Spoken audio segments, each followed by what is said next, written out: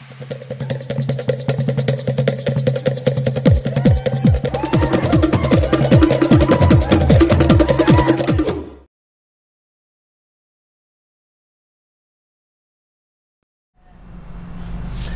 it's Carl with Poly by Design and the FICA podcast, and we are here in San Jose, California, with the founder of Lady Pasifika magazine, Tolua.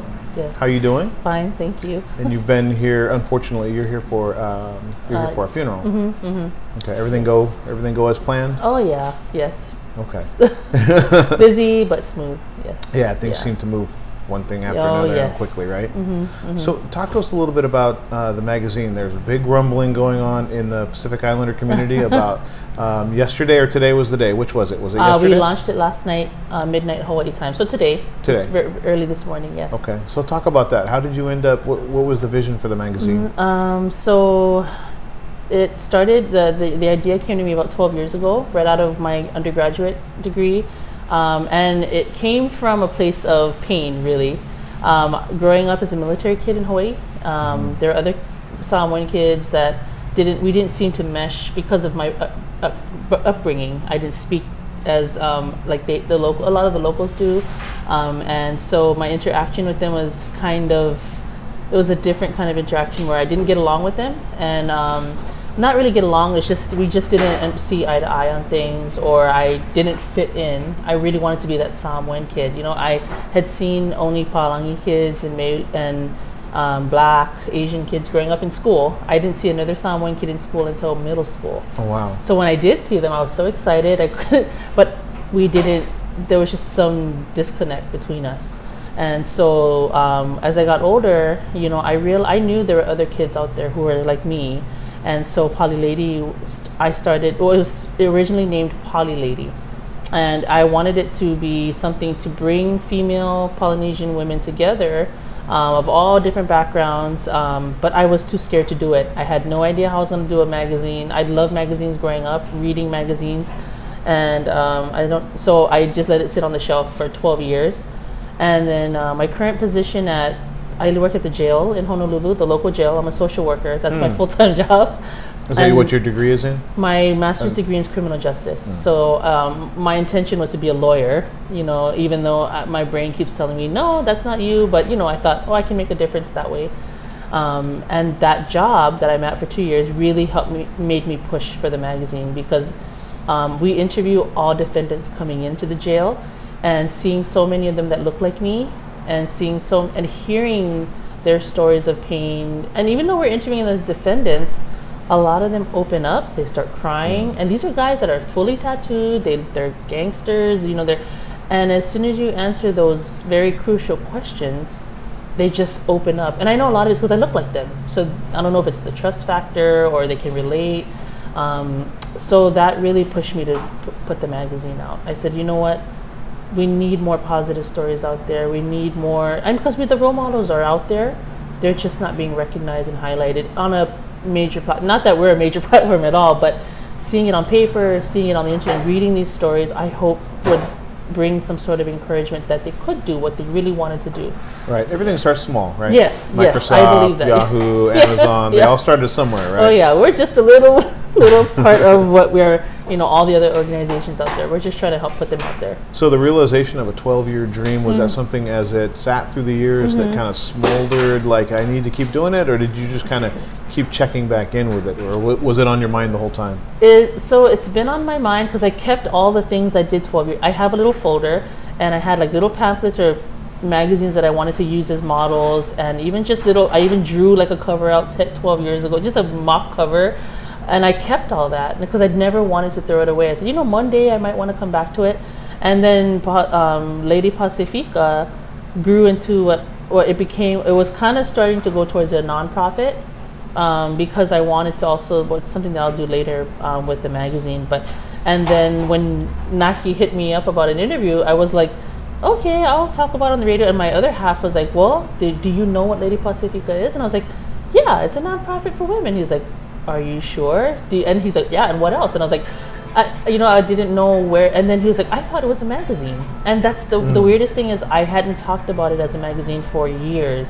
And my other half was like, this whole time you've been talking about it, I thought it was a magazine. I was like, oh, well, it was. And I told him that was 12 years ago, and I didn't even mention it to him. And then another friend of mine also said the same, like, oh, I thought it was a magazine. And that was like God or the universe telling me, you do have to do it as a magazine. So, and it's always been my bachelor's was in English. I intended to be a writer in my when I was right out of college. But, with the whole thing, like, oh, it's not going to make you money with, Samoan parents and first generation parents, right? They want you to be, they want you to go into a stable career. Traditional right? job, yeah. Law, medicine, which is why I was going to go be a lawyer. So that's how I decided to go forth with the magazine. So would you classify it as specifically as a magazine or a movement or an educational process? What is Lady Pasifika? I would say Lady Pasifika it's a magazine, but I do want it to be looked as educational. But I also want it to be entertaining, because I know, the attention span nowadays for people, we do have a lot of text in it, because I really wanted to be authentic as possible with the stories that we're sharing, not telling. The people that we're interviewing tell us the stories, and we're sharing it. So the editing process is very little. I mean, it's just the grammatical things maybe, and maybe kind of bringing the interview together.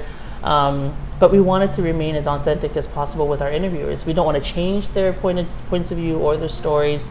So there is a lot of text, and I know a lot of people are like, whoa, but there are also a lot of pictures, and I was very fortunate to have 2 photographers come and join us, and they're working. So my team is a staff of 5. Wow. And I'm very, very fortunate, and these people are working for free. They're doing it because they believe in the mission. They're doing it because they believe in the love, and I am so grateful for them, because this wouldn't even be happening if it weren't for them. They come with me to the assignments, the bigger assignments that we have had, because I couldn't do it by myself, And so, these people that you're going to meet, I introduced them in the first issue because I want the readers to know who we are. I don't want us to be like Wizard of Oz behind the shroud of, I want them to know, right. I want them to know who's working on these stories and who's working on this publication for them, so that we remain as transparent as possible. Because I don't know if the other Polynesian circles I have talked to some, but in the Samoan circles, there's always this issue of non-transparency. People say it, but they don't follow it. Right. And that's what we want to model. That's how I grew up. That's how I was raised, to be honest with the people, honest with what I'm doing. My integrity is important.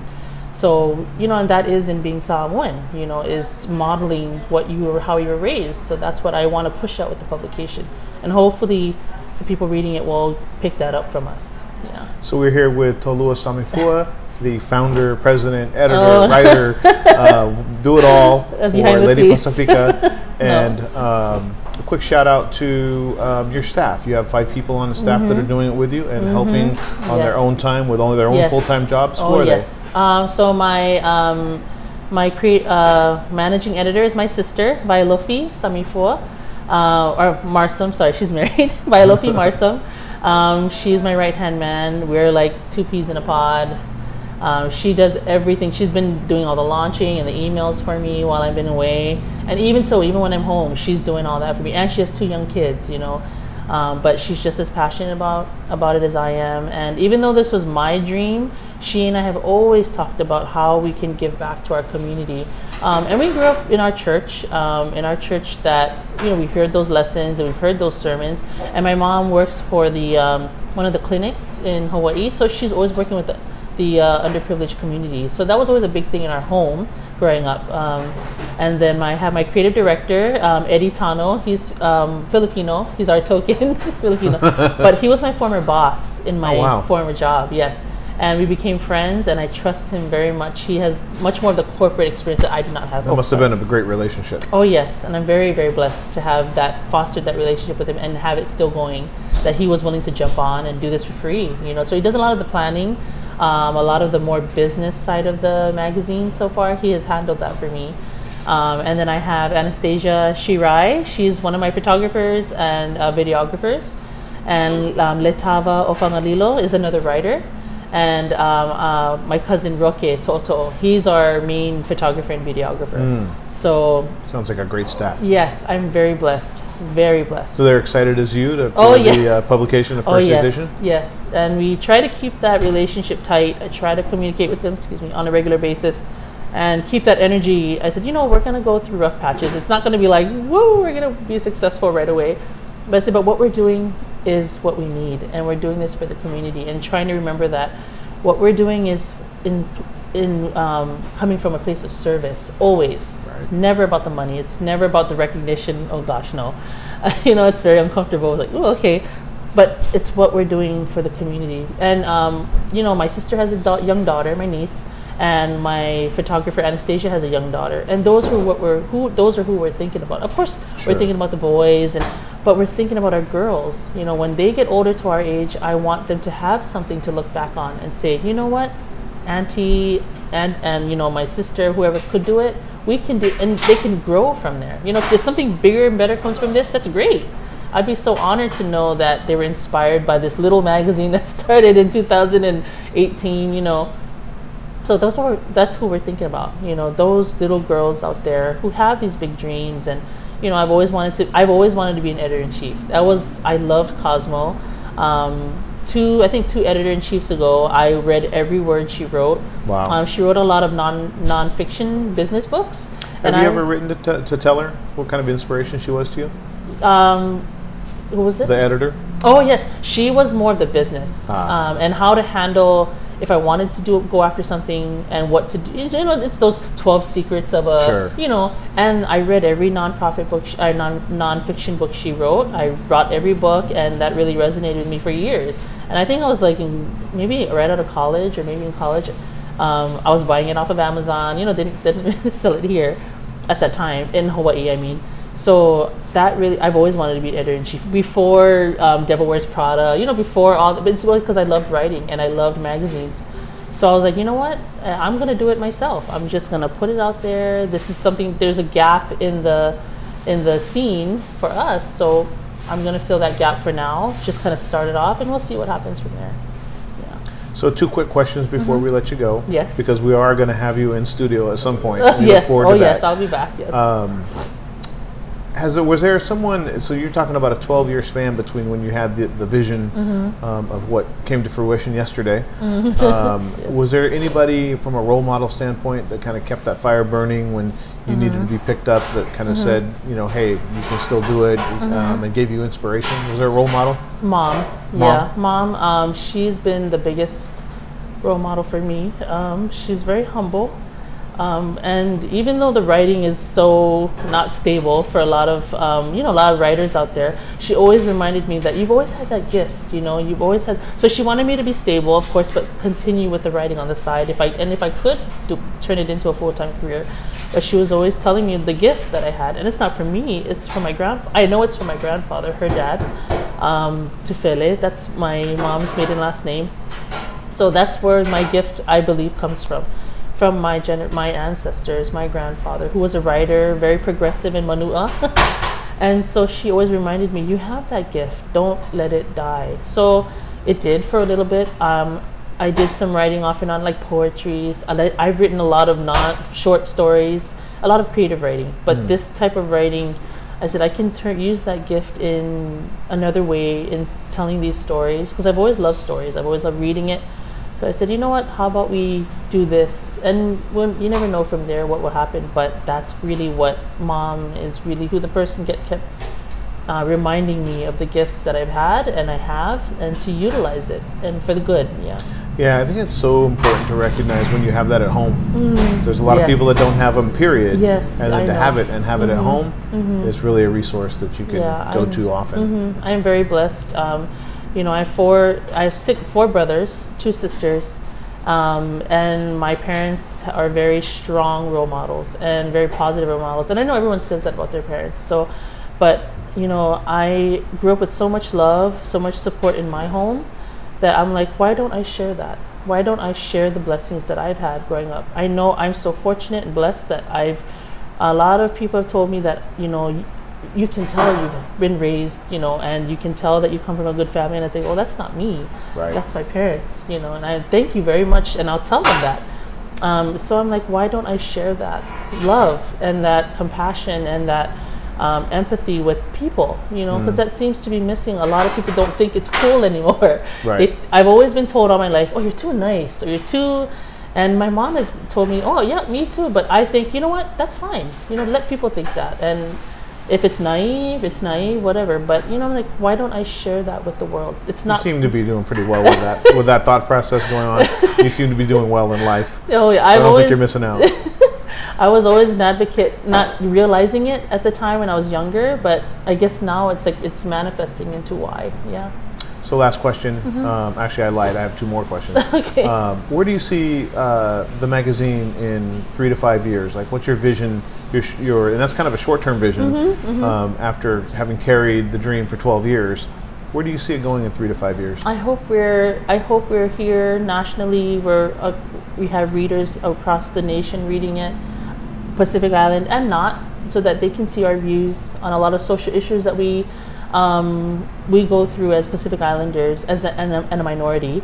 I would really love to see us internationally as well, because there are international publications, Sunga Magazine, there's the Talanoa series, and that's really what inspired me to do it. You know, they're trying to break into the US market, so I'm like, why not do something where we can partner up with other organizations out there in like Australia and New Zealand. Of course, they have so much more creative control out there than we do in the United States.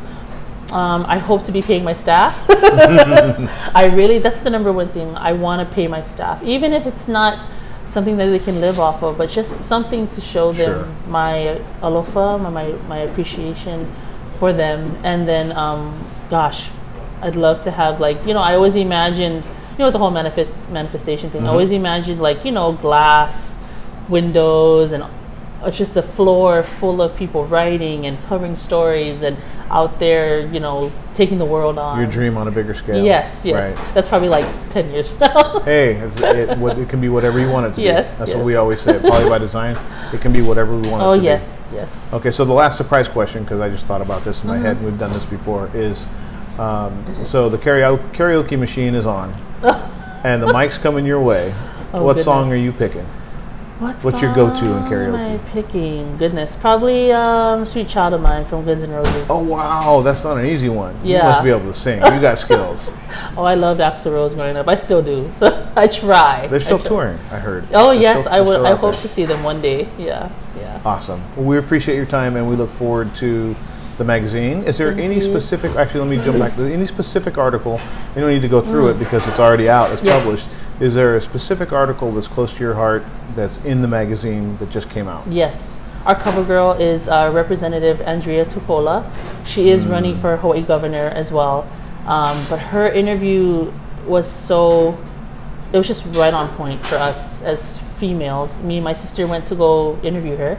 And everything she talked about and why she decided to run, why she even ran for the representative position she's in now, because she has no political background experience, no law experience, nothing like that.